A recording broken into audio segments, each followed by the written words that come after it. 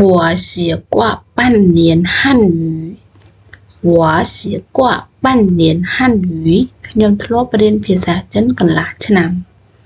ចាជំរាបសួរបងប្អូនទាំងគ្នាមកកាន់ Channel YouTube ចែករំលែកភាសាចិនជាមួយនឹងខ្ញុំជាបន្តទៀតចានៅក្នុងវីដេអូនេះគឺនេះខ្ញុំចែករំលែកអំពីការធ្លាប់រៀនភាសាចិនអញ្ចឹងនៅប្រធានបទថ្ងៃនេះគឺយើងអានថា我写过半年汉语ចាខ្ញុំធ្លាប់រៀនភាសាចិនកន្លះឆ្នាំអញ្ចឹងយើងចូលប្រធានបទយើងតែម្ដងចឹងនៅក្នុងហ្នឹងគឺមានតួអង្គស៊ីឡាចាស៊ីឡាគាត់និយាយថា你好你好我先自我介绍一下我先自我介绍一下我叫喜拉是柬埔寨人很高兴认识你ចាសូមម្ដងទៀត你好对你好我先自我介绍一下我叫喜拉是柬埔寨人很高兴认识你ចាចឹងជាបទថាសួស្ដីស៊ីឡាហ្នឹងគឺគាត់និយាយថាសួស្ដីខ្ញុំសូមណែនាំខ្លួនបន្តិចខ្ញុំឈ្មោះស៊ីឡាជាជនជាតិកម្ពុជា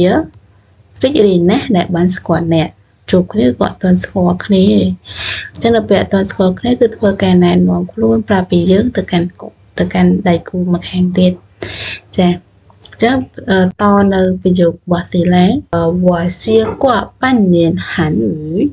说得不太好ចាចឹងយើងបកថាខ្ញុំធ្លាប់រៀនភាសាចិនកន្លះឆ្នាំនិយាយភាសាចិនមិនសូវជាល្អទេចានិយាយភាសាចិនមិនទៅជាល្អទេចឹងបានន័យថាស៊ីឡាហ្នឹងគាត់ជាជនជាតិកម្ពុជាហើយមិត្តភ័ក្តិរបស់គាត់ដែលទៅតែជួបគ្នាក្នុង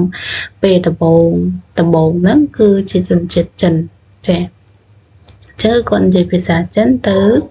កាន់មិត្តភ័ក្តិដែលទៅជួបគ្នាជាជនជាតិចិនហ្នឹងចាអញ្ចឹងយើងមើលកន្លែងទៅមើលពាក្យដែលយើងស្រង់ចេញពីប្រយោគស៊ីឡាដែលគាត់បាននិយាយ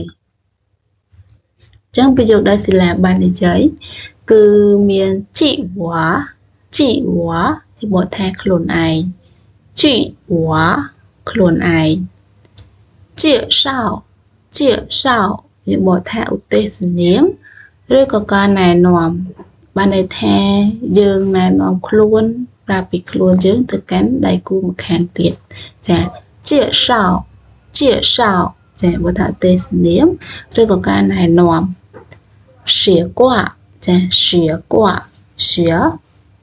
សំឡេងទី2学过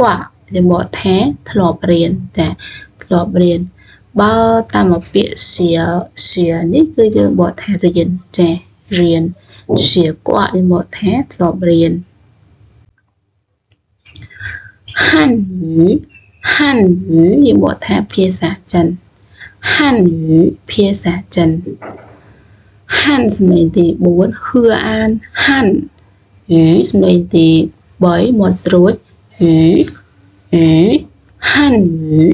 ភាសាចិនចា认识មកថាស្គាល់认សំឡេងទី4识សំឡេងទី2ចា认识ចាយើងមកថាស្គាល់高兴យើងបកថារីករាយកោសំឡេងទី1កោសៀងសំឡេងទី4កោសៀងរីករាយចា